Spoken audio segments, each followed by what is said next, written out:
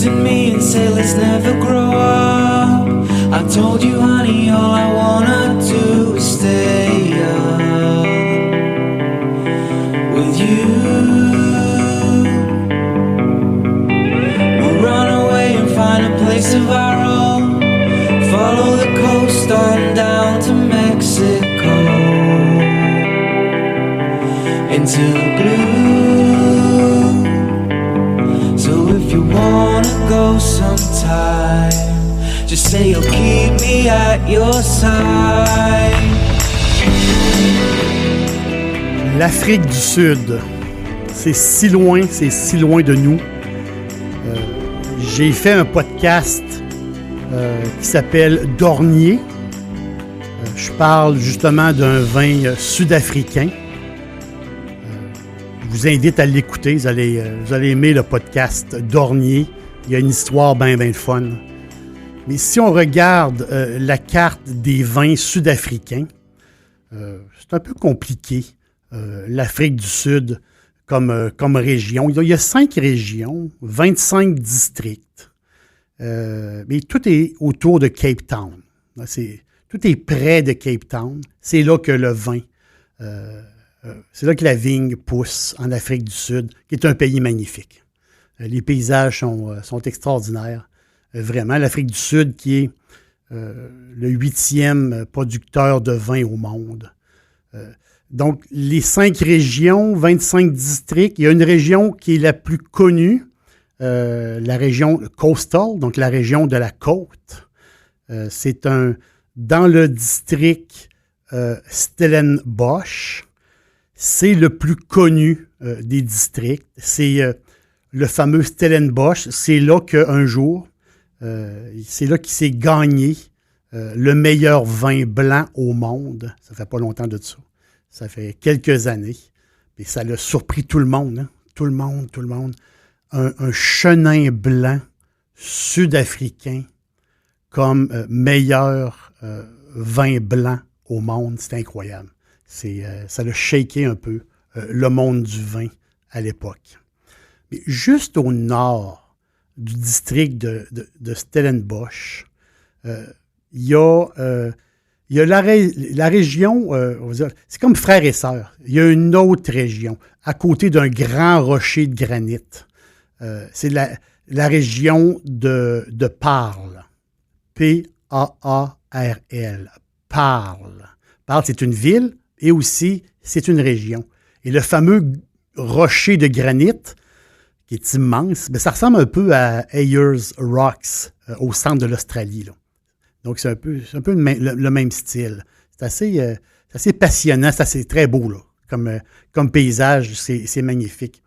Et ce coin-là, qui est un petit peu au nord de Stellenbosch, c'était un Éden aussi, là. C'est terrain de golf, excursion nature, des vignobles. Paarl est surnommé la perle des vignes. Donc, c'est une place magnifique. 20 propriétés, donc tout le monde se connaît là-bas. Là. Ils sont toutes pas mal amis. Et on va le dire, c'est du haut de gamme. Ils reçoivent beaucoup de touristes, beaucoup de wine tours, beaucoup de touristes qui arrivent du monde entier. Mais l'arrière-pays de Paarl, donc sa campagne, en fin de compte, c'est très intéressant, la campagne de Paarl. Il y a un endroit, il y a une vieille maison en plein champ.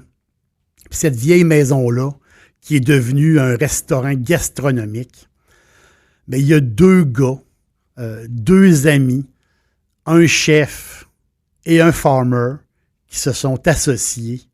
Et eux, ils font des miracles. C'est pas compliqué.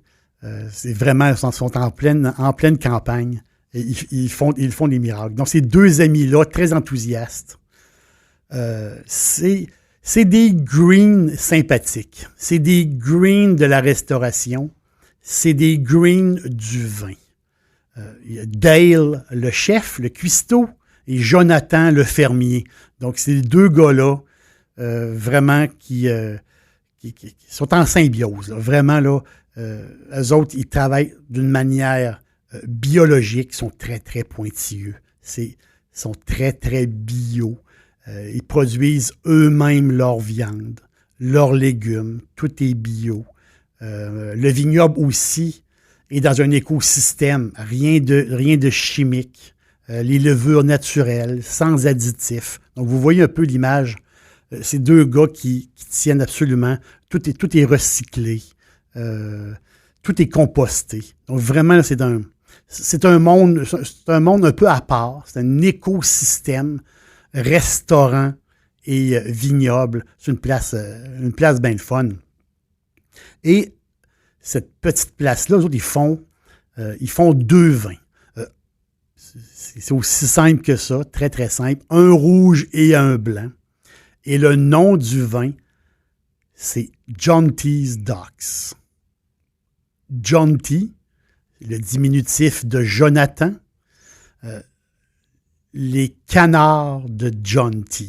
Mais le gars possède des canards. John T. Jonathan possède des canards. Mais pourquoi? Pourquoi de John T's Dog? Pourquoi des canards?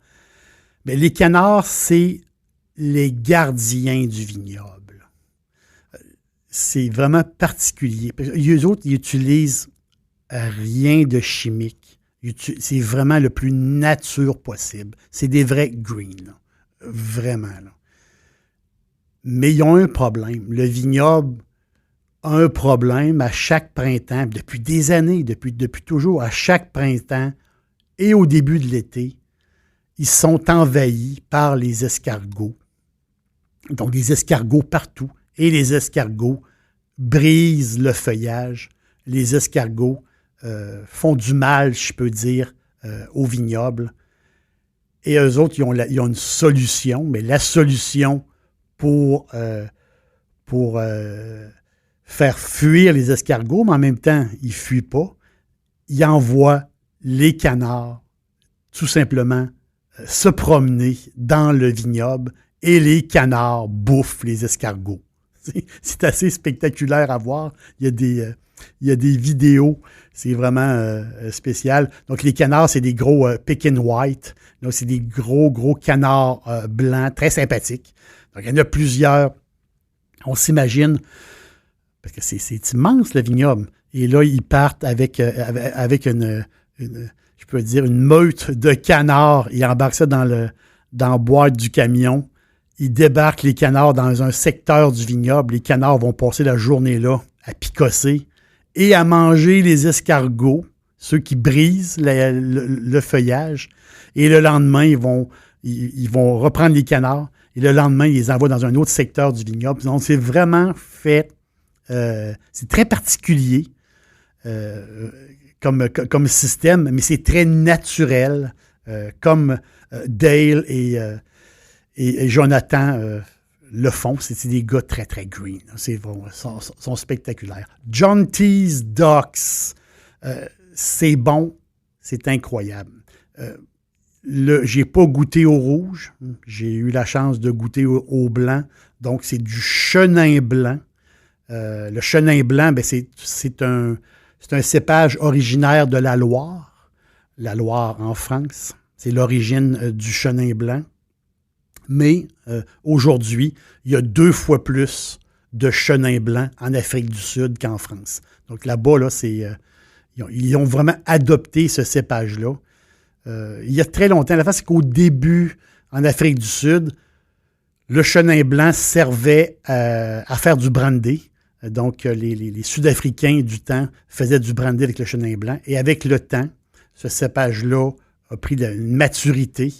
Et aujourd'hui, c'est un cépage idéal pour le climat maritime parce qu'on est quand même proche de la mer, beaucoup de courants d'air frais.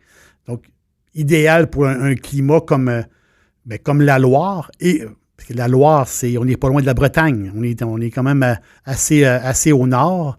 Donc, si le chenin blanc est à l'aise dans la Loire, ben, il est à l'aise aussi dans cette région-là de l'Afrique du Sud qui donne un vin très, très bien à un très bon prix. Donc, on regarde notre vin, des reflets verts. Vraiment, là, on voit des beaux reflets verts. C'est un blanc racé, c'est un blanc avec beaucoup de goût.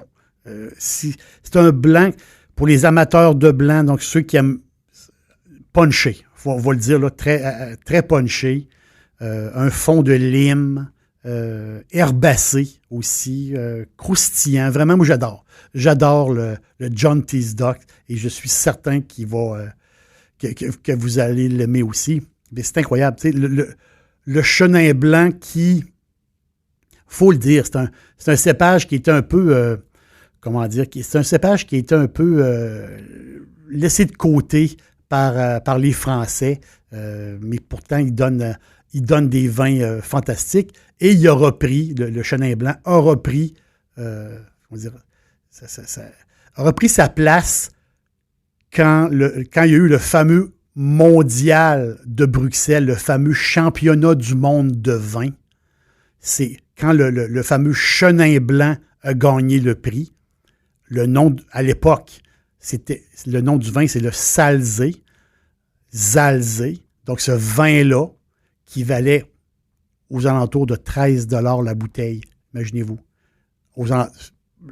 Ça valait 150 rand. Rand, c'est la monnaie sud-africaine. À 150 rand, 13 $, c'était le meilleur vin blanc au monde. Donc, le chenin blanc, c'est ça qu'il nous donne.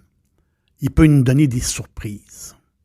Il est un peu, il est un peu boudé, mais le chenin blanc, quand il est bien fait, il peut vous donner des surprises.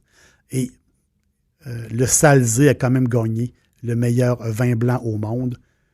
Mon choix, John Teasdale, très bon chenin blanc à 80%. Vous allez l'adorer. Vous allez aimer ce blanc racé avec beaucoup de goût. Stay young. Stay young. John Teasdale, les canards qui sont les gardiens du vignoble. Spectaculaire, biologique, très bon vin. Vous allez aimer, avec un bon prix aussi. Je vous le conseille. L'aubergiste vous dit merci d'être passé et à la prochaine.